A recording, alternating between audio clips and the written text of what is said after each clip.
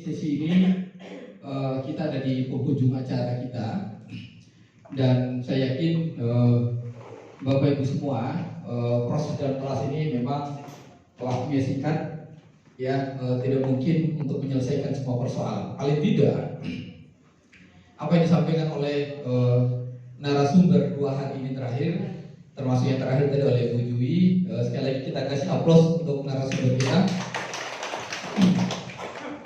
Sebelum menutup acara secara resmi oleh Bu Ketua nanti, ada beberapa hal mungkin saya hanya butuh waktu 5 menit untuk menyampaikan, karena tema kita soal pendidikan politik, ya, peningkatan kapasitas perempuan.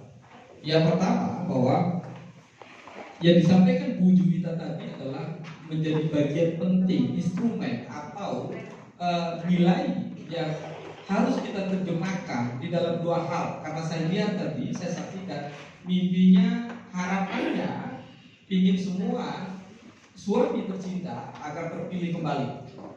Maka di dalam pendidikan politik yang paling penting adalah perilaku suami, perilaku istri itu akan berdampak secara langsung terhadap kecintaan, kesukaan, elektabilitas, dan popularitas suami Anda sebagai anggota dewan. Artinya apa? Inner beauty tadi itu bukan hanya bicara soal bagaimana cara dandan kita, bagaimana cara jalan kita, warna apa lipstik kita, tetapi tutur kata, perilaku sosial kita itu akan menentukan, ya, seberapa besar popularitas dan elektabilitas suami Anda semua. Itu kata kunci pertama. Jadi pemahaman soal politik dalam hal yang pragmatis adalah seperti ungkapan tadi ketika detik-detik terakhir ibu-ibu semua menguraikan air mata. Apa? Jadi kalau Rasulullah bilang itu, ya, dikasih pipi kanan, ditampar pipi kanan, kasih pipi kiri.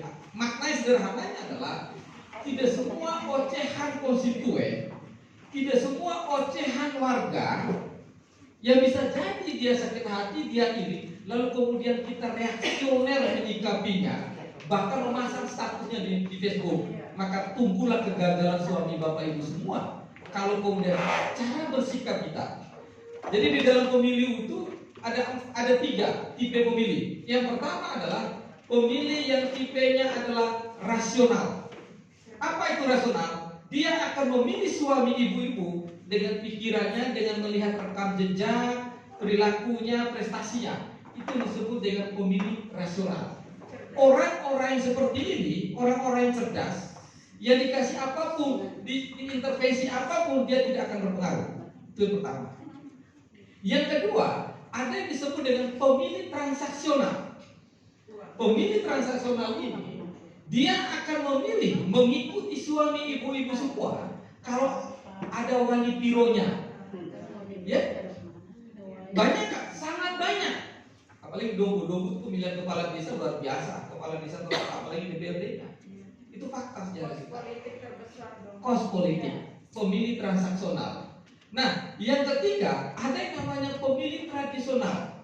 Siapa pemilih tradisional itu? Pemilih-pemilih yang biasanya mereka ada di dalam lingkup keluarga, orang-orang tua yang tahunya, oh pokoknya saya pilihnya si A, kamu gitu.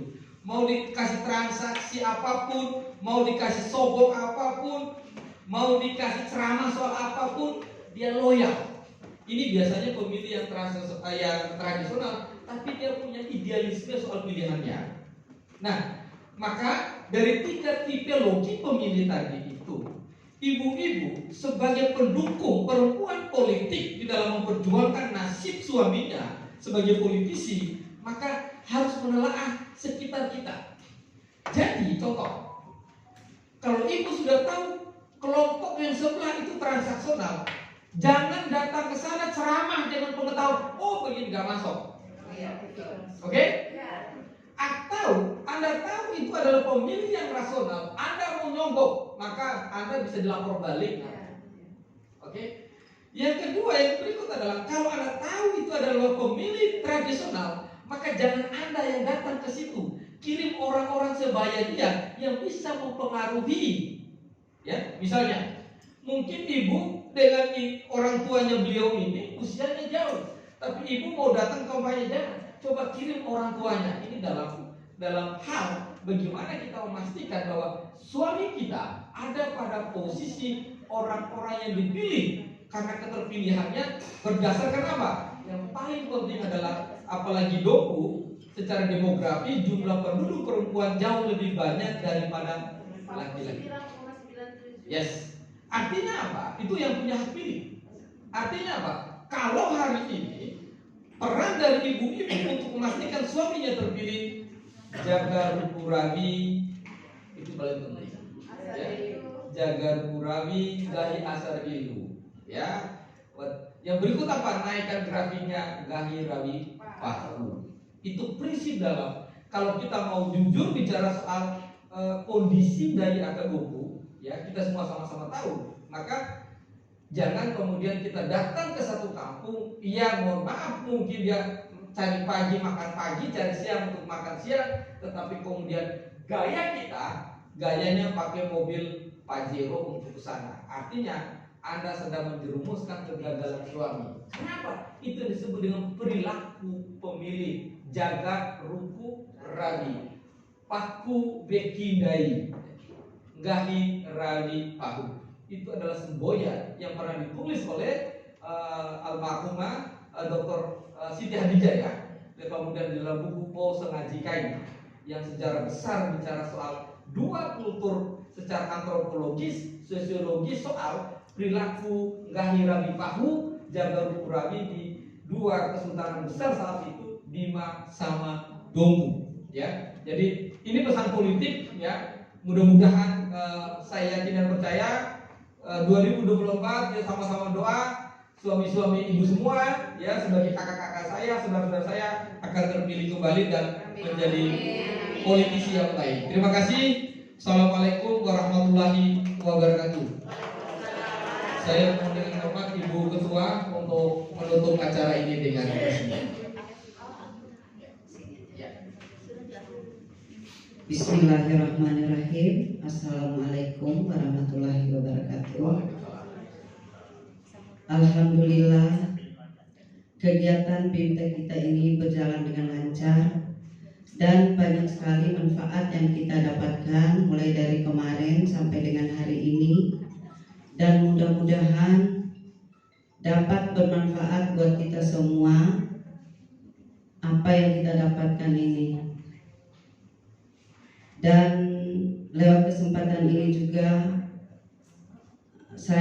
kami menutup kegiatan BIMTEK ini dengan mengucapkan hamdalah alhamdulillahirabbil alamin, wassalatu wassalamu ala asrafil anbiya'i wal mursalin wa ala alihi wa ashabihi ajmain, amma ba'd.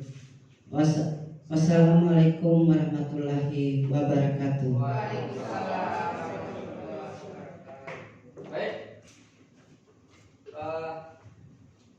Ada informasi dari panitia?